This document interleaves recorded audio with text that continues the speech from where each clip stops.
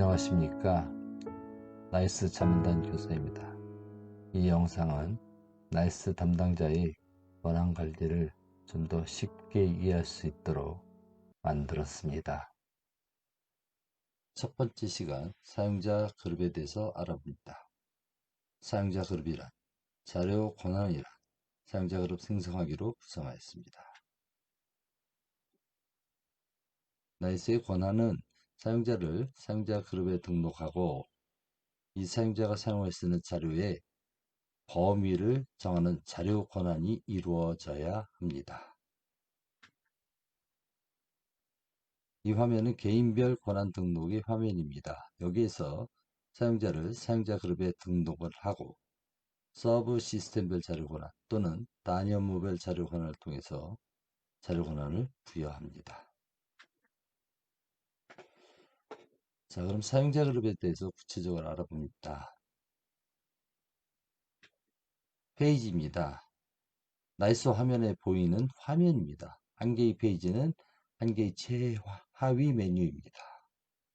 그리고 이런 페이지들을 묶어놓은 것을 단위 업무라고 합니다. 유사한 기능을 가지거나 함께 처리해야 할 페이지를 묶어놓은 단위입니다.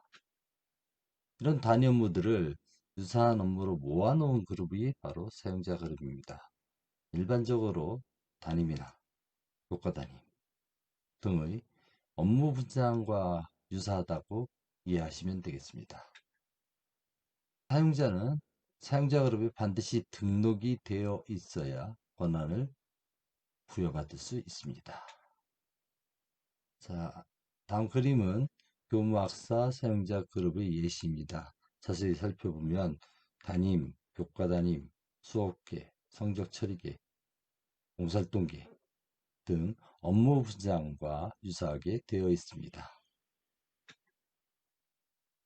자료 권한입니다. 자료 권한을 위해서 나이스 체계를 살펴보면 시스템, 서버 시스템, 사용자 그룹, 단위 업무 등의 순으로 구성되어 있다고 볼 수 있습니다.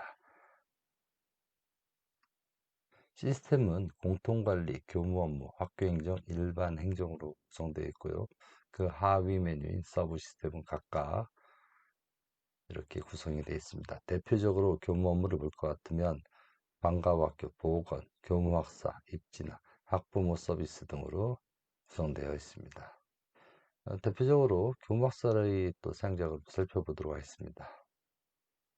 교무학사에는 교과 담임, 성적 처리계, 시상계, 동아리 활동계 이외에 다수의 사용자 그룹이 존재합니다.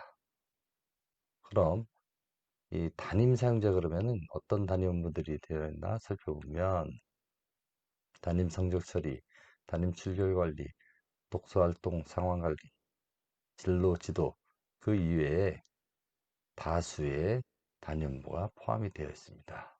그래서 자료 권한을 부여한다는 것은 사용자가 권한을 행사할 수 있는 범위를 나타내는데요. 현재 시스템상에서는 서브 시스템이나 단위 업무별로 자료 권한 부여가 가능합니다. 그러나 사용자 그룹 단독으로는 자료 권한을 부여할 수가 없게 되어 있습니다. 그래서 만약에 담임이면서 성적 처리 개인 교사에게 성적 처리의 모든 반의 권한을 부여할 때는 단독으로 자료 권한을 부여할 수 있는 방법이 없기 때문에 서브 시스템별 자료 권한 부여, 단위 업무별 자료 권한 부여의 기능을 활용할 수밖에 없습니다. 서브 시스템별 자료 권한을 활용하면 교무학사에 이 사용자가 포함되는 다른 사용자 그룹에도 동일하게 자료 권한이 부여됩니다. 그래서 가급적 교무학사 분야는 서브 시스템별 자료 권한으로 부여하지 않고 단위 업무별 자료 권한으로 부여하는 것이 필요합니다. 그럼 자료 권한 부여 방법을 구체적으로 확인해 보도록 하겠습니다. 먼저 서브 시스템별 자료 권한입니다.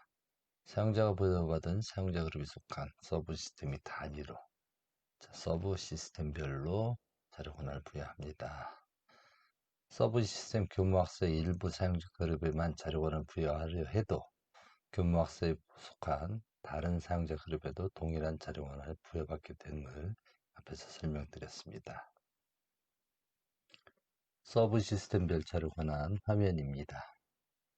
보시면 시스템 교무 업무 서브 시스템 선택하게 되어 있습니다. 여기 나와 있는 서브 시스템별로 권한이 부여됩니다.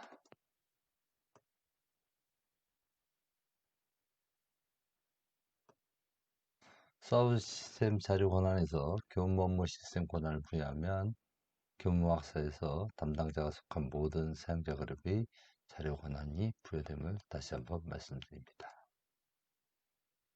두 번째 방법, 단위 업무별 자료 권한입니다. 사용자가 보유한 사용자 그룹을 구성하는 단위 업무별로 자료 접근 권한이 부여됩니다.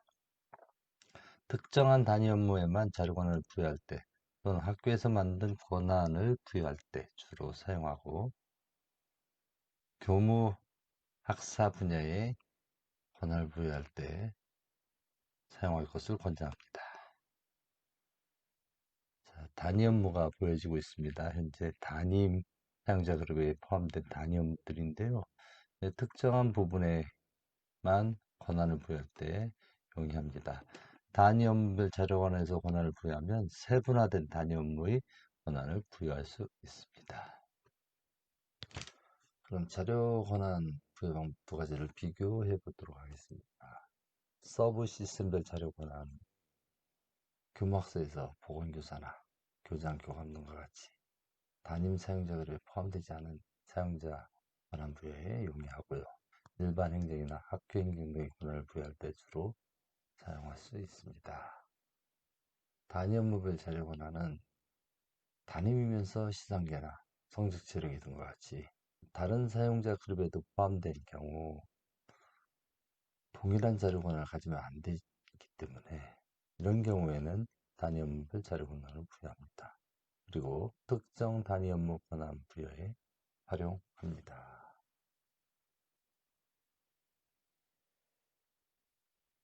동일한 페이지에 대해서 서브 시스템별 자료 권한과 단위 업무별 자료 권한 동시에 부여가 된 경우에는 단위 업무별 자료 권한이 우선 적용됩니다.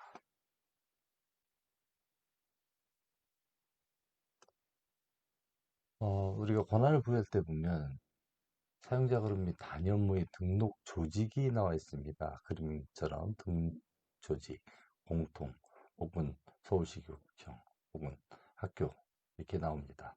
두 가지는 무엇이냐? 공통이라는 것은 서브 시스템별 시도 공통으로 이용할 수 있도록 교육부에서 제공한 사용자 그룹입니다. 그리고 수정이나 삭제가 불가능합니다. 기관은 서울특별시 교육청 또는 학교에서 자체적으로 생산할 경우에 등록 지식이 학교 이름 혹은 서울특별시 교육청으로 되어 있습니다.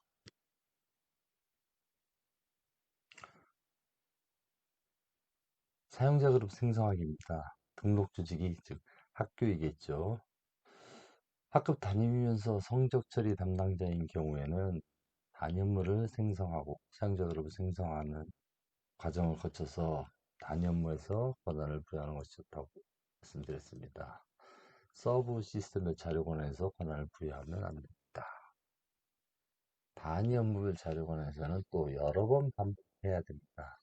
성적 처리에 대한 단위 업무가 아주 많이 존재하기 때문에 모든 단위 업무에 권한을 부여하려면 아주 여러 번 반복을 해야 됩니다. 그렇기 때문에 학교 사용자 그룹과 단위 업무를 생성해서 권한을 부여할 것을 권장합니다. 이 경우에는 하나의 단위 업무에 필요한 모든 페이지를, 즉 단위 업무 하나만 사용자 그룹에 매칭하는 것이 중요합니다. 그럼 시연을 통해서 단위 업무 생성하기와 사용자 그룹 생성하기를 해보도록 하겠습니다.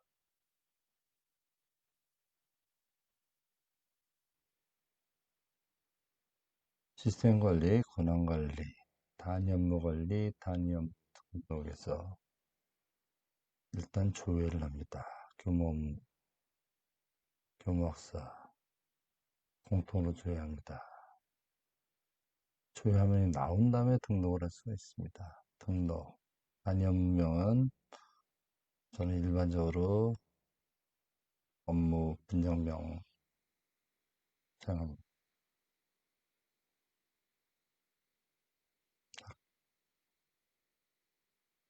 다음, 만든 단위 업무에다가 페이지를 넣어야 되는 게 가장 중요한 일이겠죠.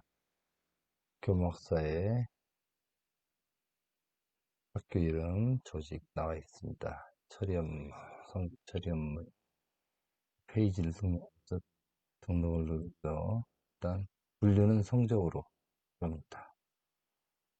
전체를 한번 조회를 해보겠습니다. 자, 지금 보다시피 이런 영역들이 쭉 나뉘어져 있어요. 그 중에 학교생활 통지표 관리 등 원래 공통에서의 성적 처리 담당자에게도 부여되지 않으니까 이를 제외하고 있습니다.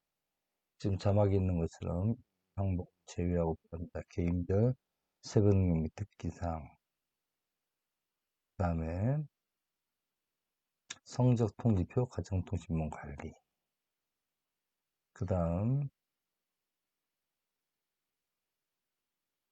전출입 학생 자료 관리, 학생 생활통지표 관리, 그 다음에 자유학기 활동 영역별 특기사항, 여기 있네요.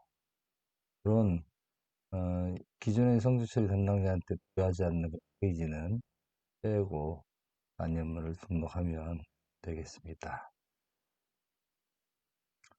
그런데 만약에 이거 이외에, 즉 성적 이외에도 간혹 다른 분류에서도 필요한 것들이 있어요. 그래서 대표적으로 학적에 보면 처리하기 위해서는 학년별 명렬표가 조회할 수 있는 기능이 있으면 좋습니다.